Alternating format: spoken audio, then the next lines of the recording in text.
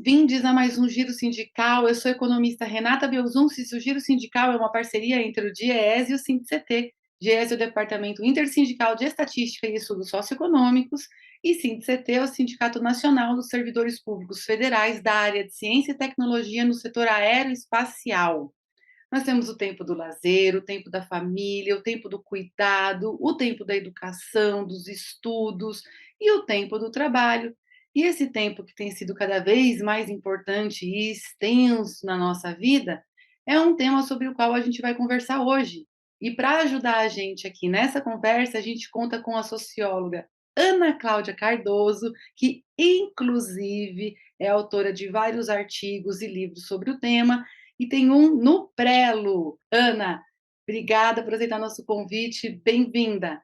Oi, eu que super agradeço. Todo momento é importante para a gente discutir a redução da jornada de trabalho, mas esse é essencial, como foi falado, a gente está, semana que vem, lançando um livro que se chama O Futuro é a Redução da Jornada de Trabalho, um livro feito, né, junto com Sadi Dalros, com Dari Krain, Cálcio Calvetti, uma quantidade grande de autores e autoras que nos ajudam a destrinchar esse tema tão importante. Ana, não é um tema novo, é um tema que tem muitos séculos já, e é muito comum que a gente tenha um entendimento de que no início as jornadas de trabalho eram muito longas, muito extensas, de 14, 16, 18 horas, no contexto da Revolução Industrial. E que lutar pela sua redução naquele momento era uma luta pela própria sobrevivência, era uma luta contra a sua exaustão física e mental que levaria à morte. Hoje, quais são as motivações para a gente lutar pela redução da jornada de trabalho? Eu acho que a questão da sobrevivência, infelizmente, ela continua como um motivo. Muitas pessoas morrem exatamente porque elas trabalham demais, e outras pessoas morrem porque elas não têm emprego. Então, se nós pensarmos, não é, que a tecnologia ela vai continuar a possibilitar produzir mais com menos trabalho, bom, como nós vamos fazer? Né? Tem várias possibilidades. A gente pode reduzir a jornada de trabalho de todas as pessoas, e aí a gente possibilita que algumas pessoas possam trabalhar menos e outras possam ter o seu emprego. Essa é uma possibilidade, nos parece que é a melhor possibilidade, né? Porque outra é a gente continuar a aumentar o desemprego de um lado e continuar a aumentar o excesso de trabalho de outro. Então, nós temos também a questão da gente pensar qual o trabalho nós queremos. E mais do que isso, qual sociedade nós queremos, porque não tem como nós pensarmos o trabalho desvinculado da questão do meio ambiente, porque os recursos naturais são limitados. Né? Então, quando nós pensamos uma proposta de redução de jornada de trabalho, ela tem que estar dentro de um projeto de desenvolvimento.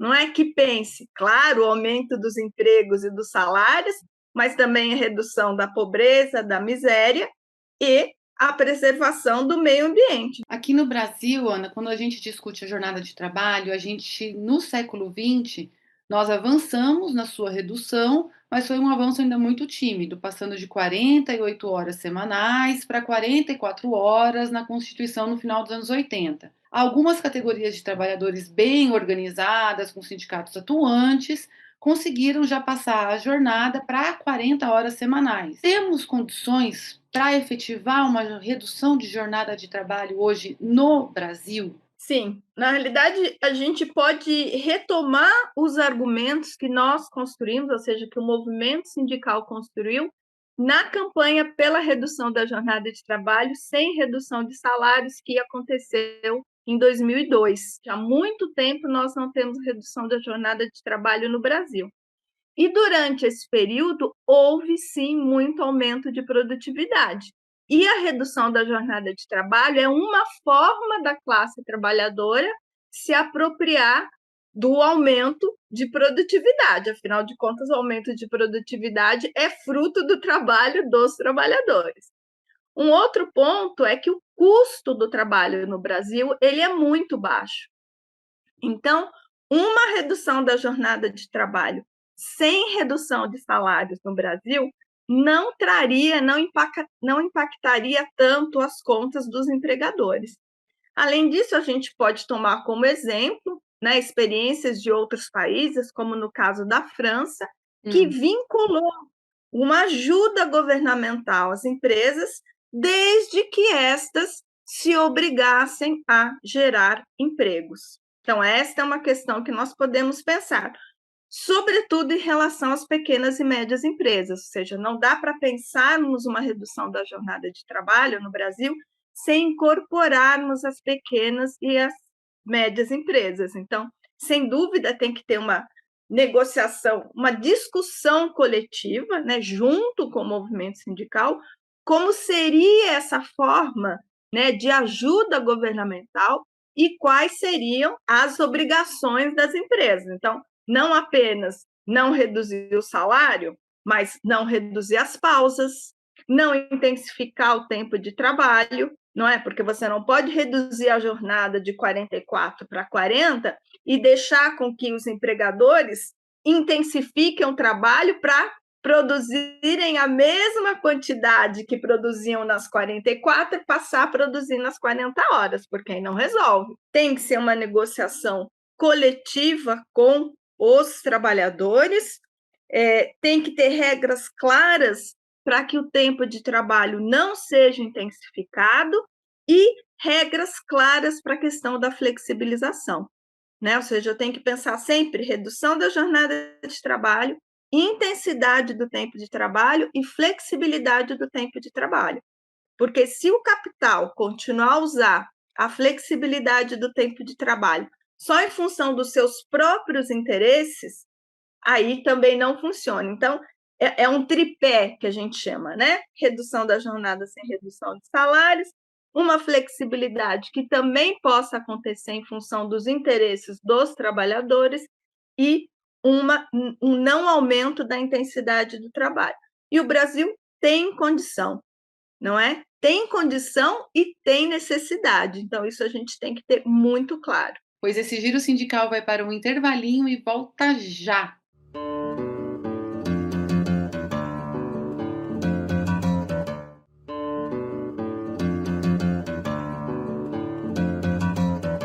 O Giro Sindical está de volta e este programa recebe a socióloga Ana Cláudia Cardoso. A redução da jornada, ela hoje não é uma pauta prioritária do movimento sindical. No entanto, essa é uma pauta que ela vai e vem. Por um outro lado, os sindicatos negociam a jornada de trabalho o tempo todo. Negociam o day off, negocia o acréscimo sobre as horas extras, negocia como que flexibiliza, negocia banco de horas.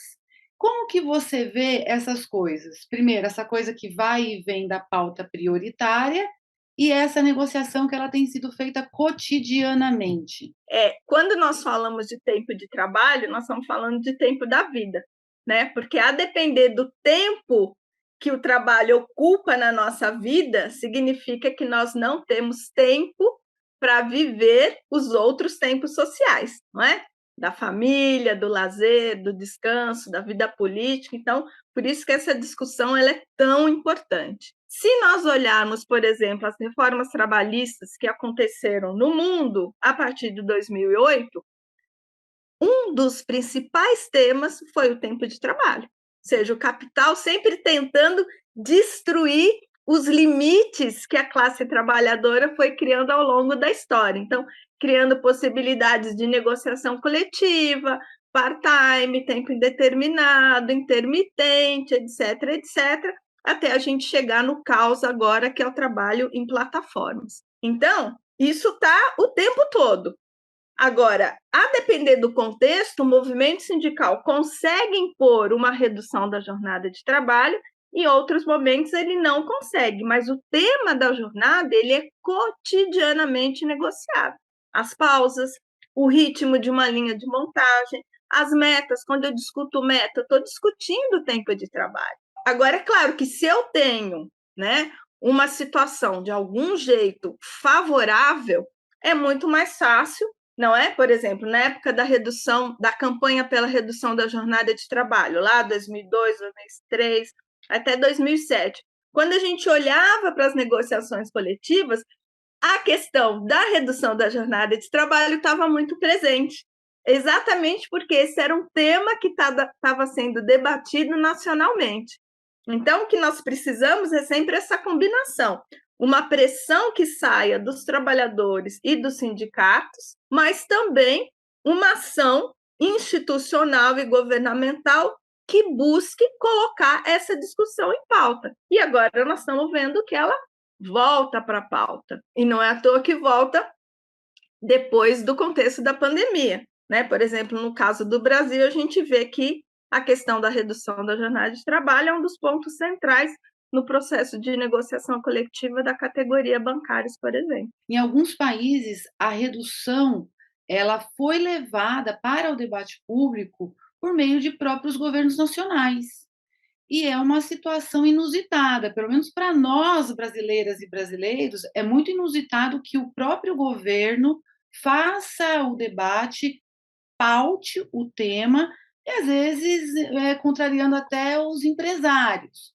Por que isso ocorre? Eu acho que está caindo a ficha que essa situação é insustentável, exatamente porque, como a tecnologia continua se desenvolvendo, de novo, eu continuo tendo a possibilidade de produzir mais mercadorias e mais serviços com menos pessoas. Então, o que fazer? Né? Então, acho que tem caído a ficha, né, exatamente pelo aumento da pobreza, o aumento da desigualdade, que faz com que os governos tenham que gastar mais. Ao invés de gastar, né, seja com adoecimento das pessoas, ou por trabalharem demais, ou por não terem trabalho, ao invés de ter que gastar mais em função do aumento da desigualdade, do aumento da pobreza, bom, será que não vale a pena gastar um pouco mais incentivando e criando legislações para que as empresas reduzam a jornada de trabalho? Né? Então, a gente tem visto muitas discussões localizadas, mas que estão se espalhando. Né? A gente vê a discussão de 4 dias na Finlândia, depois na Bélgica, na Islândia, na Escócia, na Espanha, no Japão, mesmo nos Emirados Árabes, nós estamos tendo essa discussão. Né? A gente teve agora, em 2019, uma redução na Coreia do Sul.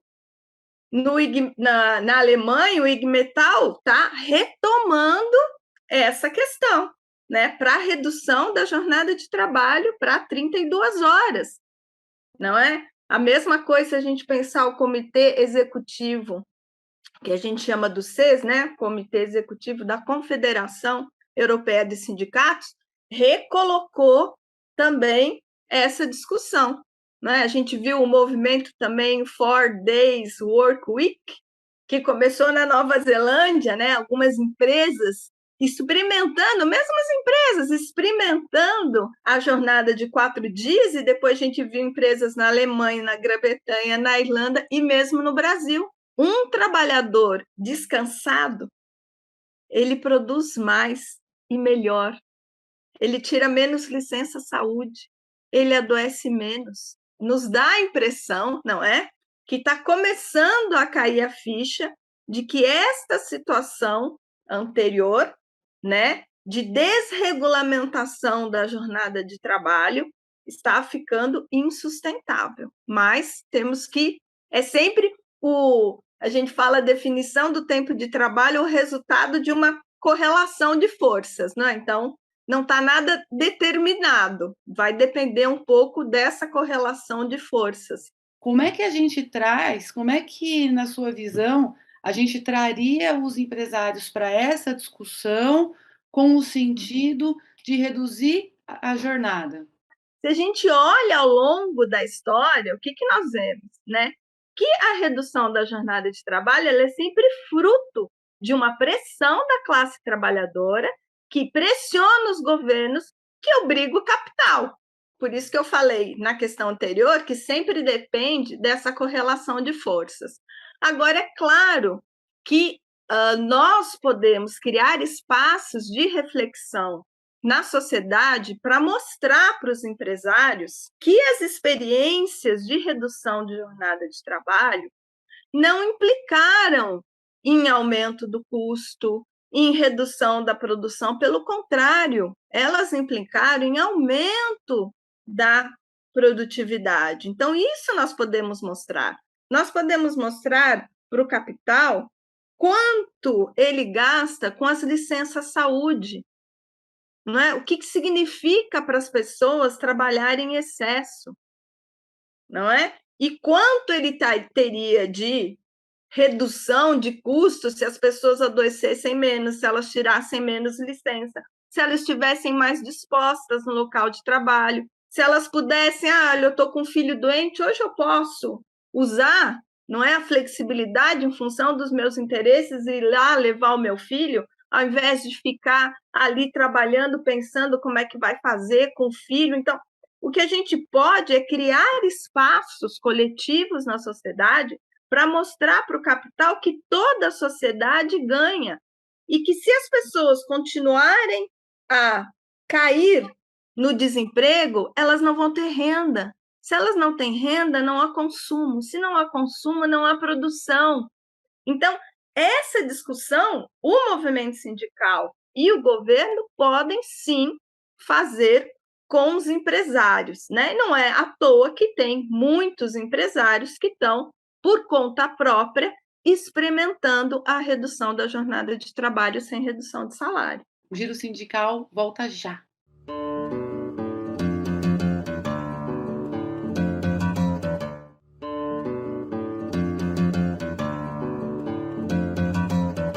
O Giro Sindical está de volta e este programa recebe a socióloga Ana Cláudia Cardoso e nós estamos aqui fazendo uma conversa excelente sobre a questão da nossa jornada de trabalho, de um tempo da nossa vida que tem ocupado cada vez mais espaço. Eu, você, várias outras pessoas, nós temos visto uma espécie de uma glorificação do tempo dedicado ao trabalho.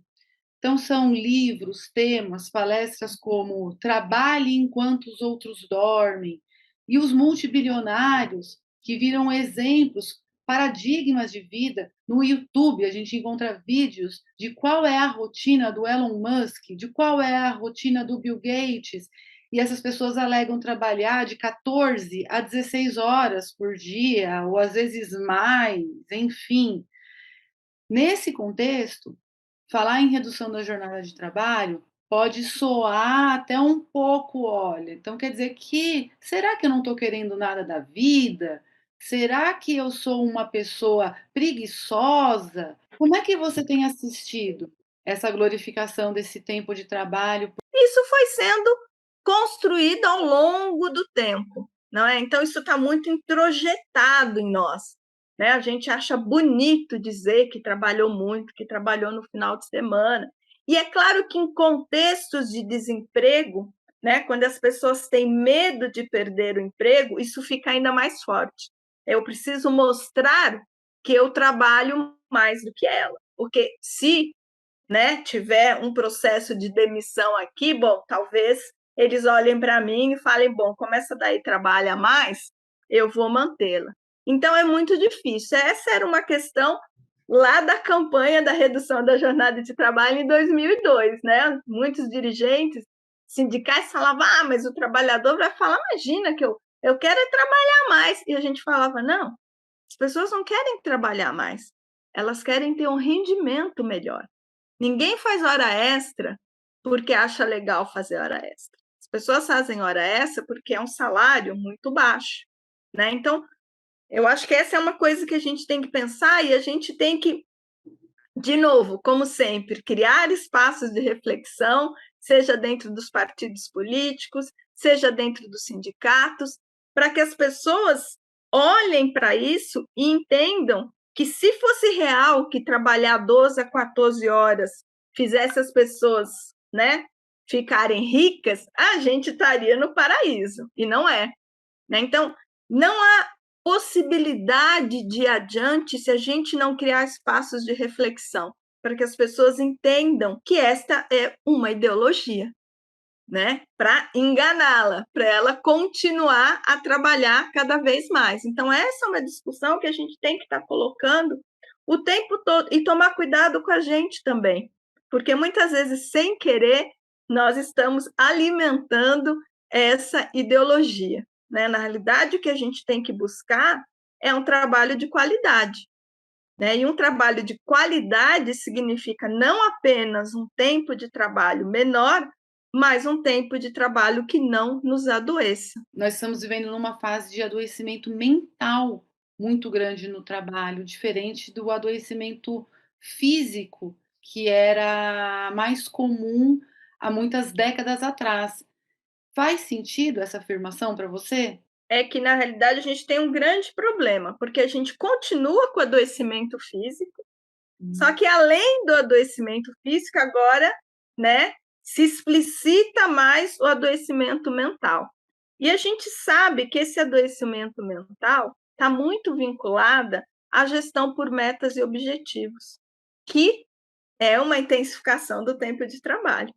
Não é? Por quê? Porque isso, as pessoas ficam o tempo todo pensando como é que eu posso ser melhor, como é que eu posso trazer ideia nova, como é que eu posso competir. Ao mesmo tempo, elas trabalham 8 horas, mais 2 horas de transporte, mais 1 hora de alimentação. Isso já se foi quase o dia todo, mais 2 horas extras, não é? Então, o que a gente vê é que você tem uma jornada longa, né? Estou olhando para o Brasil, então nós temos uma jornada muito longa, uma jornada muito intensa e uma pressão muito forte, né? Um medo muito forte de perder o emprego. Então, o que faz com que as pessoas tentem atingir as suas metas, não importa a qual custo pessoal, né? Então, por isso que a gente tem falado muito do presenteísmo, né? As pessoas vão trabalhar mesmo estando doentes.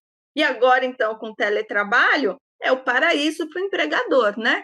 Porque a pessoa está em casa mesmo, né? A gente viu as pesquisas mostram que as pessoas estão trabalhando cada vez mais e nem precisam tirar licença quando adoecem, né? Então, por isso que quando a gente pensa uma proposta, né, a gente vê a redução da jornada de trabalho como uma política distributiva, a gente pensa a redução da jornada de trabalho junto com a questão da limitação da intensidade, da limitação da hora extra, não pode reduzir pausa, não pode reduzir salário. Então, a gente tem um conjunto de elementos que tem que vir junto, né? Além, óbvio, de ter um trabalho de qualidade, né? A gente tem que formalizar o mercado de trabalho, né? A redução da jornada de trabalho, ela não é o único elemento que pode levar a uma qualidade do emprego. Nós temos que formalizar o nosso mercado de trabalho, tem que ter uma renda decente, uma jornada decente, então é um conjunto de elementos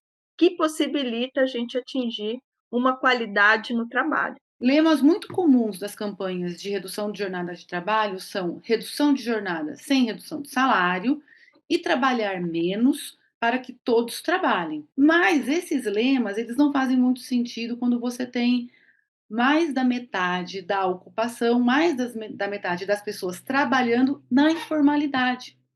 Então, como a gente faz esse diálogo com a galera da informalidade? Mesmo que, não é, o mercado informal não tenha uma limitação, de um jeito ou de outro, a referência acaba sendo a jornada legal. Acho que essa é a primeira coisa.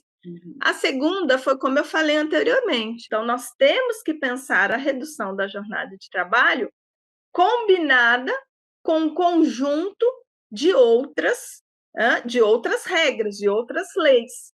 A primeira ação é exatamente trazer estes trabalhadores para o direito do trabalho, né? Ou seja, para as regras que estão previstas na Constituição Federal e na CLT. Então, quando pensamos a redução da jornada de trabalho, temos que pensar um conjunto de outras regras, né? Por isso que a gente fala, pensar dentro de um projeto de desenvolvimento, não é? Que inclui desde a revogação da reforma trabalhista, não é? Porque qual sentido faz você ter o trabalho intermitente?